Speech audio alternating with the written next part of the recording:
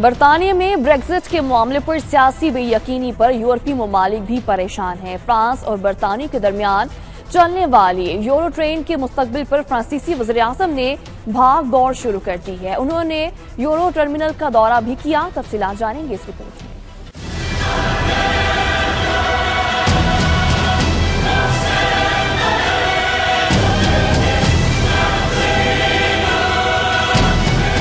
Brexit کے معاملے پر برطانیہ میں سیاسی بحران عروج پر ہے۔ وزیر اعظم ٹریزا مے کو اس معاملے پر تاریخی شکست کا سامنا کرنا پڑا۔ عدم اعتماد کی تحریک میں وہ وزارت عظمیٰ سے محروم ہونے سے بال بال بچ گئیں، لیکن صورتحال اب بھی بے یقینی ہے۔ برطانوی سیاسی صورتحال نے یورپی ممالک کو بھی پریشان کر دیا ہے۔ خاص طور پر فرانس اس حوالے سے خاصا متاثر ہو سکتا ہے، کیونکہ برطانیہ اور فرانس کے درمیان چلنے والی یورو ٹرین دونوں ممالک کے درمیان آمد و رفت کا آسان اور بہترین ذریعہ ہے۔